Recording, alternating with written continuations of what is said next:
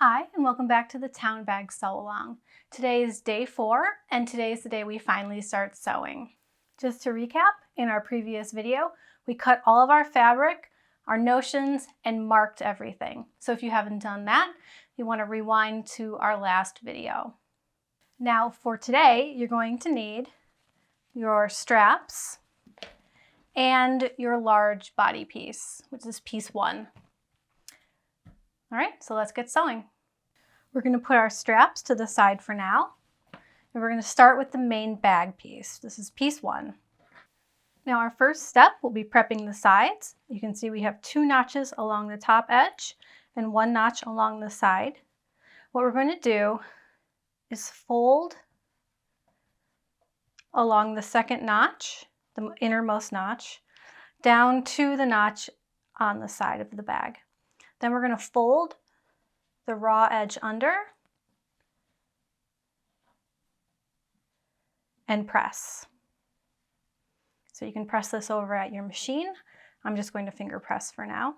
And then we're going to head over to the machine and we're going to sew right along this folded edge.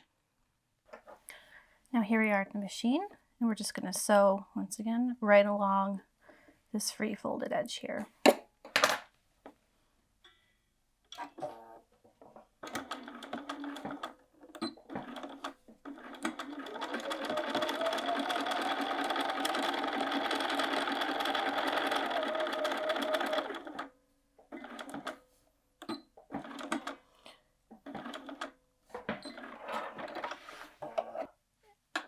Now I back tacked at both ends. You do not need to do this. I'm doing a lot of demo on these pieces, so I just don't want it to start unraveling while I'm working and reworking.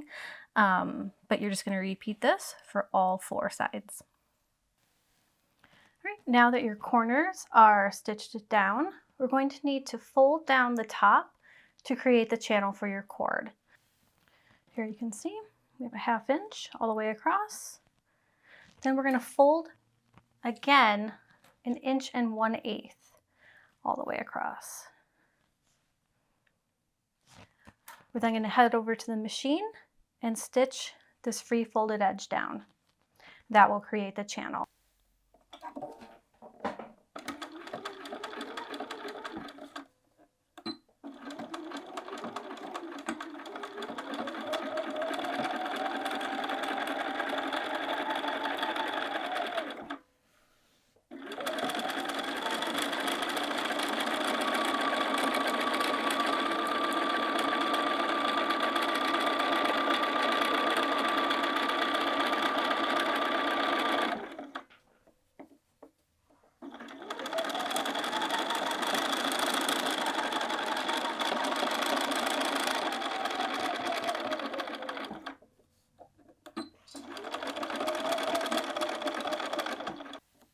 So here you can see I did back tack right here because this does get some stress.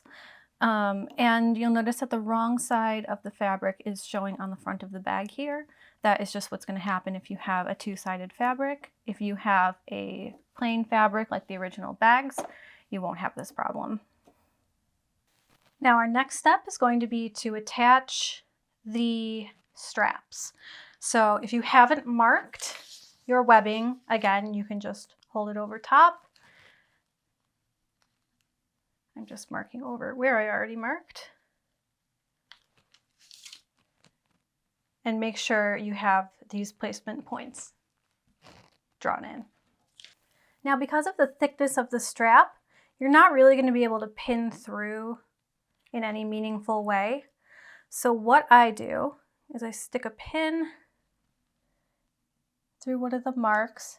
Make sure it's going into the right point there. Another match point. Yep, that is hitting.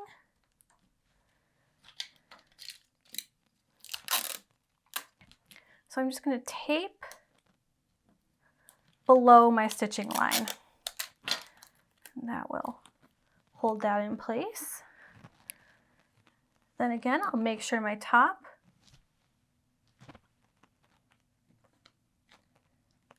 and yes, that is hitting. So I'll remove these pins that I have in here.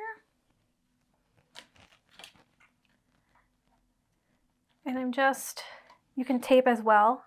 I like to use these little clips.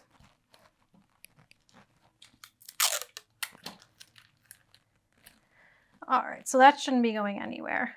Now what we're gonna do is we're gonna head over to the sewing machine and we're gonna sew along this box that is marked in the dotted line on your pattern piece. So that is connecting all these points to make a rectangle. Now on our samples and on the original bag, we used a matching thread on the front.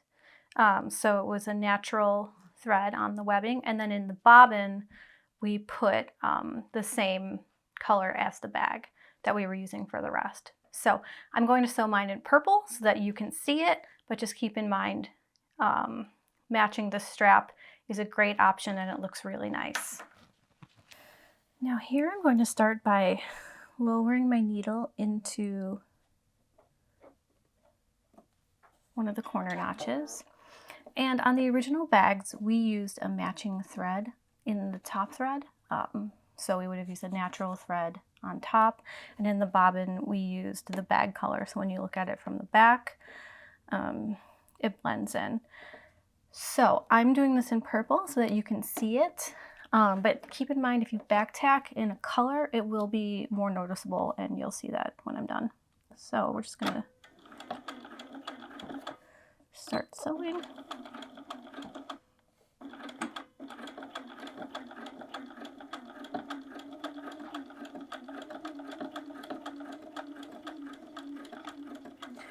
You can kind of see how I'm following these lines created by the weave.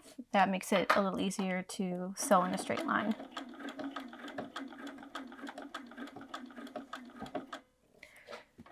Now we're going to pivot. Just going to feed the rest of the handle through there. We're going to sew across.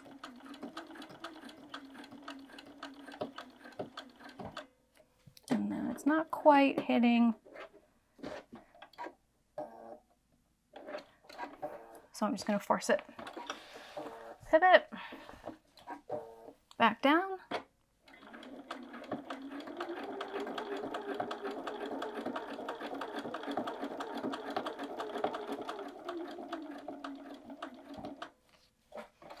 And back across the bottom.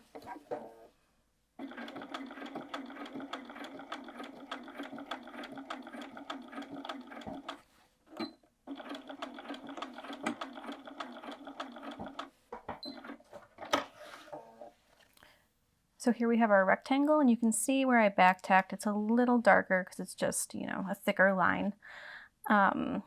So we're going to want to add a little more security to this because it is a weight-bearing handle. So you can either set the rivets, which I'll show you shortly, or if you don't feel like setting rivets, you don't want to buy all the supplies to set them, whatever, you can just sew an X from corner to corner. And that reinforces this attachment area. So I'll show you how to do that now. Okay, so I'm going to start by just hand wheeling into the corner. And you can draw the X in with your chalk, or what I do is I just make sure this corner is in a line with my needle.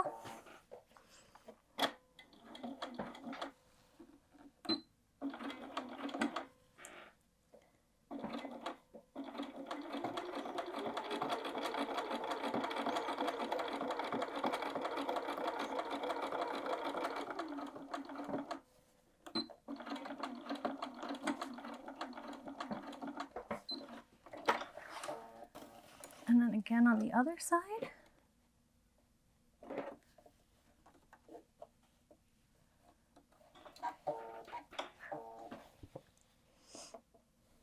You can use a straight edge to kind of line that up if you like.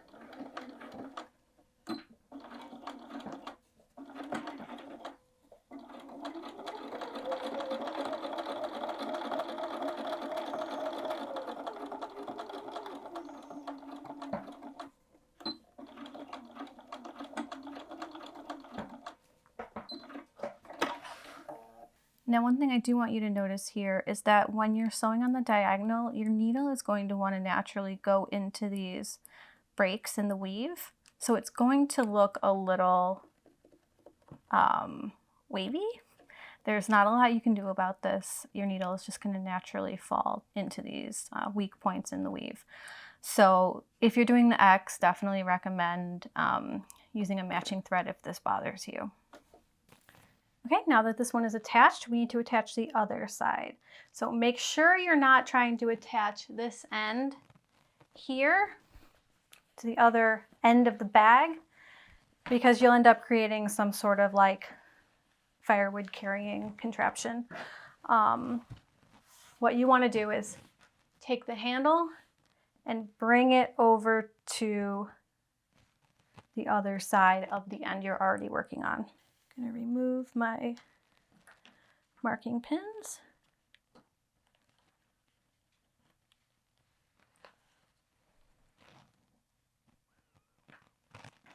Oops, I put that one on. Oh, putting them all on upside down. Let's redo this one.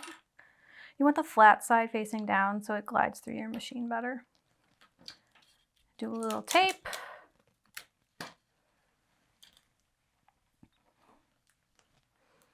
Then I will remove those two marking points. Now, one thing to look out for when you're aligning your straps is you want to make sure the strap is perpendicular to the top of the bag, and that would be parallel to the side, because you can see here we have this match point for the outer pocket, and we want to make sure that that is free of the handle. So if you put the handle on and it's not properly aligned, it will cross over that point, and then when you attach your pocket, your handle will be outside of the pocket. So again, just make sure you're nice and square. Tape that down. I just folded the edge of my tape while explaining that. There we go. And we'll head back over to the machine and sew another rectangle. So now you're going to take your strap pattern piece again and just mark the 2 rivet points. Now you're going to need a small punch. This is a 3/32 of an inch punch. You're going to use this punch to punch a hole through the fabric and the webbing where each rivet goes. So I like to do this on a metal surface. This is an iron or cast iron pattern weight, so I just use that. You can do it on a piece of wood or concrete too. I've done it on my front porch, but I would definitely recommend practicing before you go into your final bag. So, you're going to place your punch, take your mallet,